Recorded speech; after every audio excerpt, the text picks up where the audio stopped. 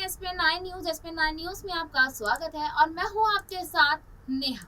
आज हम जिस मुद्दे पर चर्चा करने जा रहे हैं वो बहुत ही शानदार मुद्दा है, क्योंकि इस वक्त सबसे ज्यादा चर्चा में और सुर्खियों में चल रहा है गुजरात का चुनाव। गुजरात का चुनाव इस साल के अंत में है और गुजरात में यहाँ तमाम पार्टियों की एंट्री हो चुकी है। आम आदमी पार्टी, कांग्रेस और बीजेपी तो वहां पर है ही 25 साल से सत्ता में। देखिए 25 साल से सत्ता में तो है, लेकिन इस बार उनकी यहाँ से हटाने की पूरी ख्वाहिश हो रही है आम आदमी पार्टी यानी कि अरविंद केजरीवाल की। अरविंद केजरीवाल ने यहाँ पर एंट्री करके सेंधमारी की कोशिश कर रही है, सेंधमारी करने की पूरी तैयारी जो हो चुकी है उनकी, और इसी बीच यहाँ कांग्रेस पार्टी की एंट्री हो चुकी है। अब आपको बता दें यहाँ की जिस लिहाज से देखा जा रहा है कि गुजरात में हमेशा से ही बीजेपी ने यहाँ देखा कि बीजेपी ने अपना हक जमाया है, 25 साल से बीजेपी यहाँ पर है। लेकिन इस बार क्या बीजेपी की कुर्सी जो है वो यहाँ डगमगा सकती है, क्योंकि जिस तरीके से और जिस लिहाज से अरविंद केजरीवाल की एंट्री और उनकी जनसभाओं में जो भीड़ देखने को मिल रही है उससे बीजेपी को डर चढ़ गया कि आखिरकार क्या आने वाले समय में बीजेपी इस कुर्सी पर बैठेगी या नहीं। और दूसरी बात यहाँ हम आपको बता दें कि कांग्रेस की तरफ से भी यहाँ अटकलें लगानी शुरू हो चुकी है, क्योंकि अगर बता दें तो गुजरात में कांग्रेस को जो जीतने के लिए सीटें चाहिए वो बहुत ही ज्यादा मात्रा में है, और अगर कांग्रेस यहाँ पर चाहे तो बहुत कुछ जीत कर दिखा सकती है, क्योंकि बीजेपी की जो टक्कर की पार्टी हमेशा से रही है वो कांग्रेस है। हालांकि आम आदमी पार्टी भी अब टक्कर की हो चुकी है, लेकिन बीजेपी और कांग्रेस की जो टक्कर है उसके बीच में कभी कोई आ ही नहीं सकता। इसी बीच यहाँ आपको बता दें कि कांग्रेस की तरफ से यहाँ जो भेजे जाएंगे वो कन्हैया कुमार होंगे, क्योंकि प्रचार प्रसार करने के लिए हमेशा कन्हैया कुमार का जिक्र होता है। आने वाले समय पर यह होगा और बीजेपी की तरफ से हार्दिक पटेल की एंट्री हो सकती है। अब यहाँ आपको ये चीज और बता दें कि एक वक्त था जब कन्हैया कुमार और हार्दिक पटेल ने कांग्रेस की शपथ ली थी, कांग्रेस में शामिल हो गए थे पंजाब के विधानसभा चुनाव के दौरान।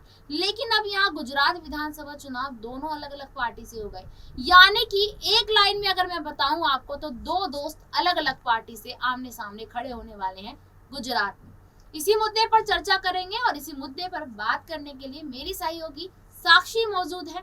साक्षी से हम पूछना चाहेंगे कि कन्हैया कुमार को लेकर वो क्या सोचती हैं, क्योंकि जिस तरीके से कन्हैया कुमार यहाँ पहले कांग्रेस में शामिल हुए उससे पहले उनके ऊपर बहुत सारे आरोप लगाए थे कि वो देश विरोधी हैं और टुकड़े टुकड़े गैंग का भी वो हिस्सा बने थे। उसको लेकर वो क्या सोचती है? जी बिल्कुल, देखिए सबसे पहले कन्हैया कुमार की आपने बात की, और कन्हैया कुमार की बात करें तो जिस तरह से अब कांग्रेस की तरफ से वो चुनावों के लिए उतर रहे हैं, तो हमने देखा कि कांग्रेस के लिए हमेशा से बोलते हुए नजर आए कि ईमानदारी उनकी तरफ से देखने को मिली। और अगर बोलने की बात करें तो हाँ, बोलने के नजरिए से वो बहुत सही चुनाव लड़ सकते हैं, लेकिन चुनाव सिर्फ बोलने से नहीं बल्कि बहुत सारी चीजों की वजह से होता है, पार्टी की वजह से होता है, पार्टी के काम की वजह से होता है, और वहां पर आप कितने लोगों के जो है अच्छे लोगों के कितने प्रिय है उससे फर्क पड़ता है। तो कन्हैया कुमार के लिए यहाँ पर एक बहुत बड़ी मुश्किल खड़ी हो सकती है, लेकिन जिस तरह से कन्हैया कुमार का अगर हम पास्ट की बात करें, उनके अतीत की बात करें, जो भी उनका अतीत रहा, कहीं ना कहीं कांग्रेस में आने के बाद वो चीजें छुप गई हैं। कांग्रेस में आने के बाद उन्होंने कई चीजें बदली भी, और हमने देखा कि किस तरह से कन्हैया कुमार ने बिहार में अपनी एक अलग इमेज बनाई, कि वहां पर भी बात आई थी कि उन्हें शायद वहां का अध्यक्ष घोषित कर दिया जाए कांग्रेस की तरफ से, लेकिन कांग्रेस थोड़ा सा संभल कर और थोड़ा सा टाइम लेके ही कोई निर्णय लेती है। और इस वक्त जिस तरह से कन्हैया कुमार गुजरात के चुनाव में अब हार्दिक पटेल के सामने आने वाले हैं, एक बड़ा चैलेंज उनके हाथ में है, लेकिन ये उम्मीद जताई जा सकती है कन्हैया कुमार की तरफ से कि एक बहुत बढ़िया टक्कर वो हार्दिक पटेल के आगे दे सकते हैं।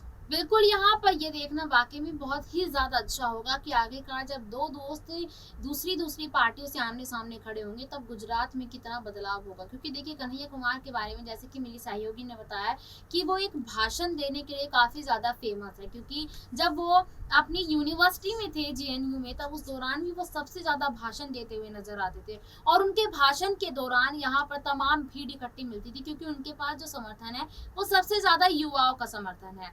जहाँ से वो पढ़कर आए हैं, जहाँ से वो बिलोंग करते हैं, बिहार से, सबसे ज्यादा युवा उनकी सभाओं में शामिल होते हैं, उनकी प्रेस कॉन्फ्रेंस में युवा शामिल होते हैं। इस बीच यहाँ पर बता दूं कि कल भी कांग्रेस की मतलब तमाम दिन से जो चल रही है भारत जोड़ो यात्रा, उसमें भी कन्हैया कुमार ने हिस्सा लिया था।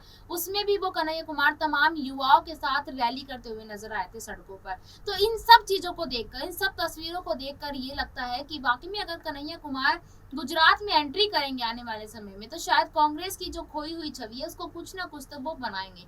लेकिन यहाँ पर जो टक्कर हो जाएगी वो हो जाएगी दो दोस्तों की आमने सामने। अब यहाँ हार्दिक पटेल की मैं बात करूं, जब से हार्दिक पटेल ने गुजरात का मतलब कांग्रेस की तरफ से गुजरात का साथ छोड़ा है, जब से उन्होंने कांग्रेस से इस्तीफा दिया है, तब से बीजेपी को ये लगने लगा है कि कांग्रेस कभी जीत ही नहीं पाएगी गुजरात में, क्योंकि हार्दिक पटेल जो है वो गुजरात के ही रहने वाले हैं और गुजरात के बारे में उनको सब कुछ पता है। तो गुजरात से बारे में जब उनको सब कुछ पता है, अगर हार्दिक पटेल बीजेपी की तरफ से खड़े होते हैं वहां पर चुनाव प्रसार करने के लिए, या उनको कोई जिम्मेदारी दी जाती है, दो दोस्तों में कैसी टक्कर होगी, आप क्या सोचती हैं इस बारे में? देखिए सबसे इंटरेस्टिंग टक्कर यहाँ होने वाली है, क्योंकि वो दो दोस्त भी हैं, एक पार्टी में साथ काम कर चुके हैं, और अब जब अलग अलग पार्टियों से आमने सामने आएंगे तो एक बहुत बड़ी यहाँ पर टक्कर देखी जा सकती है।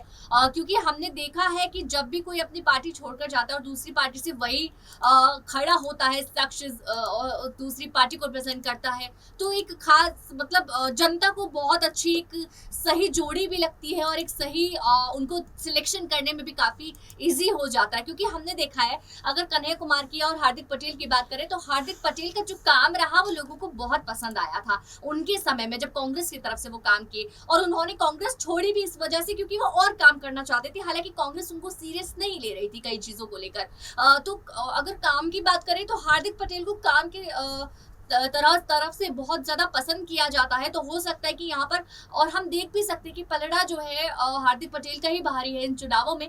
जैसे कि आपने कहा कि कांग्रेस को भी ज्यादा वोटों की और ज्यादा जरूरत पड़ेगी, तो यहाँ पर कन्हैया कुमार के लिए काफी मुश्किल हो जाएगा ये चुनाव जो है, और हार्दिक पटेल के लिए काफी इजी रहेगा। लेकिन इसको उन्हें इतना आसान भी नहीं लेना है। अगर वो यहाँ पर आसान ले लेते हैं, यानी कि हार्दिक पटेल या बीजेपी आसान से ले लेती है इस चुनाव को, तो यहाँ पर कांग्रेस जीत कर ले जाएगी ये जो चुनाव है। तो यहाँ पर काफी एक इंटरेस्टिंग चुनाव होने वाले हैं, और हर किसी की नजर इन चुनावों पर रहेगी। बिल्कुल, यहाँ पर इन चुनावों पर सबकी नजर है। हालांकि गुजरात के अलावा 3 राज्यों के और चुनाव है साल के अंत में, लेकिन जिस तरीके से उत्तर प्रदेश का चुनाव अहम था, क्योंकि उत्तर प्रदेश में 403 विधानसभा की सीटें थी, और इसी तरीके से अब गुजरात का विधानसभा चुनाव बहुत ज्यादा अहम है, क्योंकि गुजरात में भी 190 के करीब कुछ विधानसभा की सीटें हैं। लेकिन यहाँ एक छोटा सा सवाल आपसे लेना चाहूंगी साक्षी, आपको क्या लगता है कि गुजरात में इस बार किसकी सरकार?